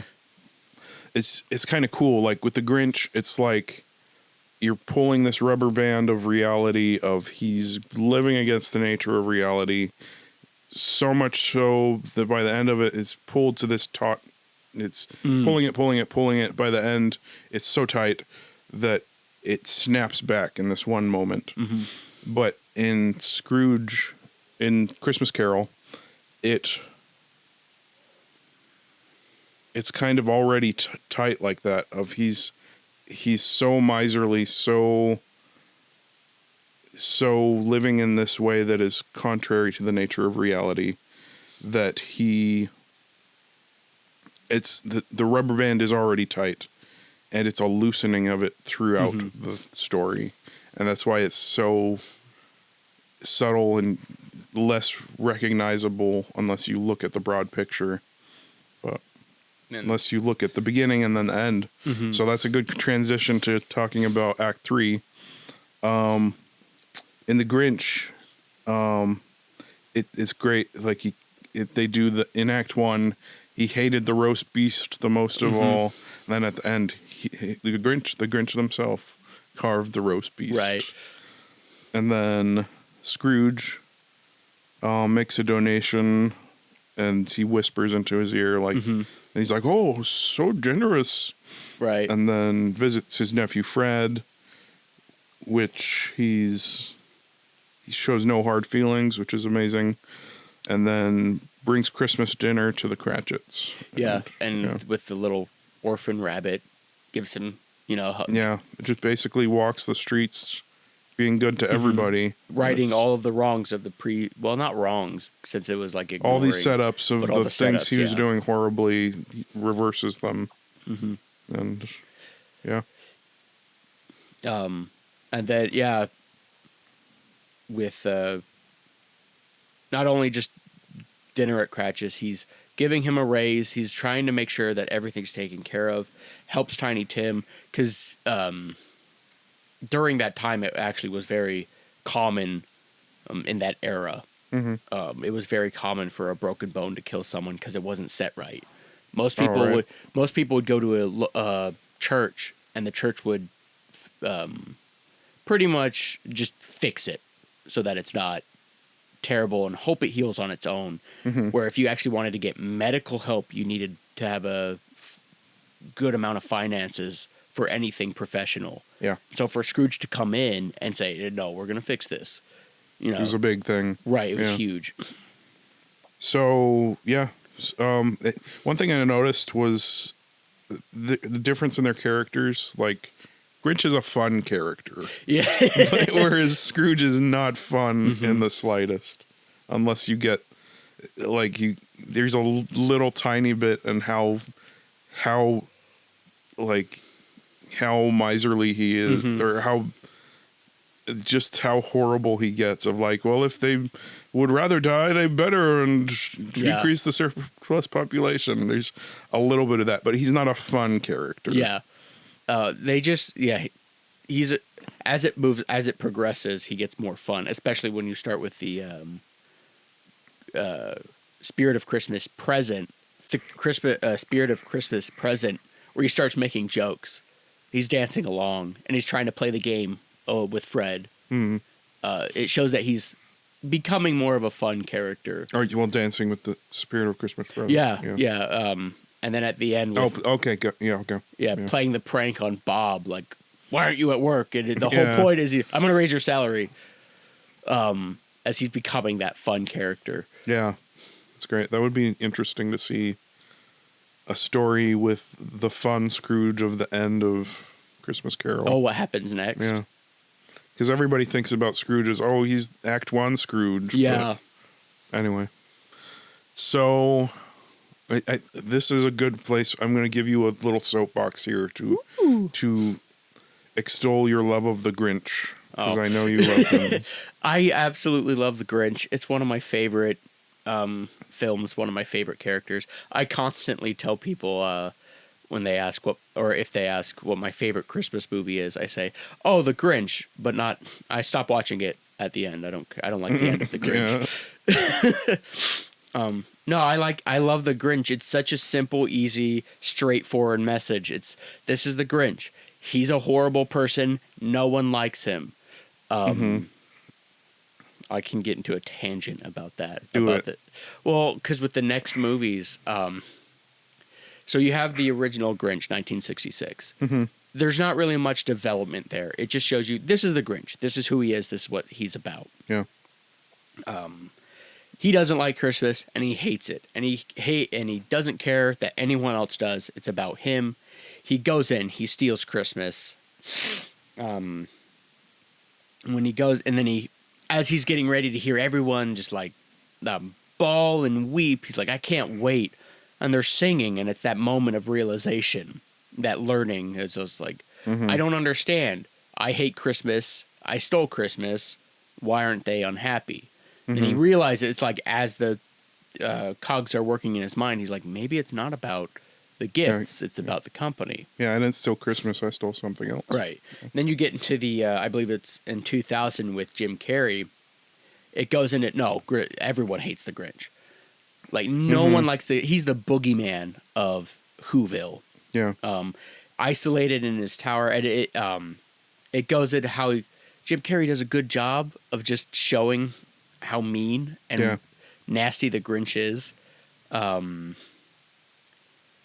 then, he goes in, has that moment as Cheermeister where it's not necessarily that people don't like him, it's just that he's misunderstood. As he becomes more, everyone starts to having fun, then the mayor comes in, gives him that electric razor. He ruins it, goes back to Mount Crumpet, steals Christmas. Everyone's sad, and then... can't remember the character's name, but Cindy Lou's father, they get into that. I'm happy she did it, and I'm happy he stole Christmas, because what's Christmas really about? It's not about stuff and things. It's about everyone here, as they sing, and again, similar, the Grinch is realizing that the thoughts are wrong, and he doesn't necessarily become a good person, he just becomes a better person, as he's still kind of a jerk. Yeah. And yeah, that's still a fun message. It's fine. Then you get to the 2018 Grinch. And I don't understand that one at all. Because through the whole movie, like, not one person is mean to him. And it makes no sense why he's so mean, like, dastardly. And then they show it's where he's an orphan. He's the only orphan in the entire orphanage who doesn't get Christmas. It's like, but why? Yeah. There's in the 2000 version of the Grinch, they show why. Yeah. Because he was bullied, and in this one, it's like whatever. And so yeah, I love the Grinch, and they messed it up. They messed it up. No, I like the simplicity of the message in the book and in the first film. Yeah. It's a very simple and straightforward message. He's just this mean, terrible person. He does a mean, terrible thing, and then he learns why he's mean and terrible. Because of the whole, he changes. Right, and he changes. Yeah. But I think the Grinch is fine as he was. I don't think he needed to change. Well, there's that quote from Jim Carrey where he's like, "The Grinch really didn't hate Christmas. He didn't mislike Christmas. He misliked people." Yeah, it's like, and that's fair. That's fair. Yeah. Anyway, he misliked people. That's who the Grinch is, and that's great. So relatable. Okay. So now let's do our star ratings of both of them. Okay, so for the Grinch, Michael, I know what yours is going to be. It's I'm trying to be unbiased here. Yeah. It's kind of a very short film. For what it is, it's a 10 out of 10. which is an adaptation. 5 stars, Michael. Well, whatever. Of, yeah, but you always pick movies that are 5 stars. I remember that was a. Why do you want to watch bad movies? I just in one of the previous episodes you mentioned that it's like we always do. Sometimes we compare a bad movie to one that does it better, like U.S. Marshals and Fugitive. For the Grinch, for an adaptation of the book, I'd have to give it like 5 stars. I really enjoy the extra details they add, like stealing the crumb from the mouse, like the extra detail. I didn't say what the other one. Can I add the yeah? So I did say that. So the other one was he goes to the top of Mount Crumpet and the presents are going to fall off and he saves the presents. Yeah. So those additions are just to add to that character detail. Him stealing the crumb. Wow, what a jerk. He saved the presents. Oh, I guess he's not a jerk. He's nice now. I in my notes, I added the it's okay. What was it? When he went back down to the city, it's like, it's all right. I'm nice now. Okay, so that's a reference to our zombie movie. Yeah. It's another reference. But I put that in immediately. That's what I thought of. Like, I'm nice now. I'm nice now. You completely are not. Yeah. But yeah, it was great. I like they you could tell they had more fun with it when they were making it as they added those bits. So that's like a 5 star. Love the Grinch. Cool. I'm biased though. Okay, so I'll give it 4 stars. It's a solid classic. And 4 stars is basically like I gave Batman Begins 4 stars. What else would I give it? Anyway, it's like a solid classic is what 4 stars is. Yeah, so the thing I like most about The Grinch is probably just that song. Yeah. You're a mean one, Mr. Grinch. I could sing all the words right now. Anyway, that's probably the best thing it added to the mythos after the book. And then Jim Carrey added a bunch of other things. I will say that I liked that. So with if we're comparing the 3, another one of my gripes with Jim Carrey pretty much did justice to that song. He sang it perfectly. It was great. And then there's the new one. Yeah, it's like some pop crap. Yeah. It's like, what is this? I had to skip that. I was like, I think I muted it because I was like, I don't like this. Yeah.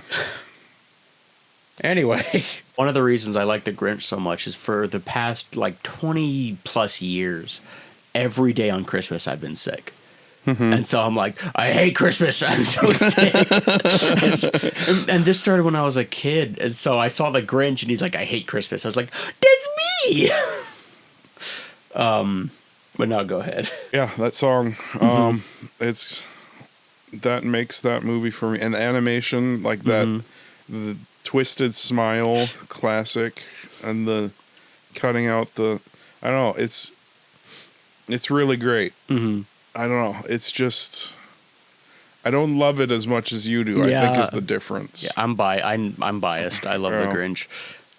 I probably would give it like 4 stars also, but I love The Grinch. Okay, well then let's get into our star ratings for Muppet Christmas Carol. Okay, no, that's a 5-star movie. It's I can't find a flaw with it.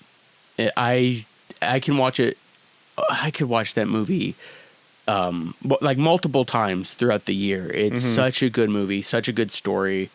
And again, the liberties that they took from it didn't take away from the book itself. Yeah, like the story, it built on it. Right, it very much added it so that even with Muppet nonsense, it's like contextual Muppet nonsense. Yeah. I guess the only gripe I would give is that they removed that song from the theatrical versions. Yeah. That would be my biggest gripe. It makes no sense why they did it. Yeah. Messes up the ending. Yeah. All that.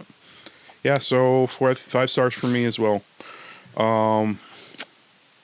Yeah, I don't know what else to say about it. We said a lot of stuff. It makes you cry. It takes you to very dark places. Yeah, it's a emotional roller coaster. where you're just feeling when they want you to feel sad, you feel sad. When they want you to feel joy, you feel joy. They do it perfectly, and genuinely, Michael Caine. We've said it 100 times. I remember reading somewhere someone was making a post or something where they said, Mr. Caine, we're very grateful that you're able to take on the role of Ebenezer Scrooge. Now understand that this is kind of a children's movie. It's going to be a little silly and whatnot, so you don't have to be too serious. And Michael Caine just says, this is going to be the most serious role of my entire career. I'm going to be as serious as a freight train. Right. Yeah. No, I absolutely love this movie. It's such a good movie. It's one I could watch multiple times. And I think the best thing I could say about it is it just has that balance of the cold, dark moments and then the bright, warm moments. And you end it, it's a positive arc, so of course it ends with that uplifting, happy ending, which is awesome. Like, it's interesting, like, you know, I was about to go into a nerdy spiel, but, yeah. Anyway, yeah. 5-star movie. Yeah, it's. I can't find a flaw. Yeah. So our next episode will be The Bourne Identity 2002 and Jason Bourne 2016. If you'd like to get access to bonus features and deleted clips from CRISS and our sister show, Facets of Story, please support us on Patreon at patreon.com/transcendentertainment. That's TRANSCEND Entertainment. And that's it for today's Crisscross Cinema Podcast. But you wouldn't clap yet, because making something disappear isn't enough. You have to bring it back. Crisscross.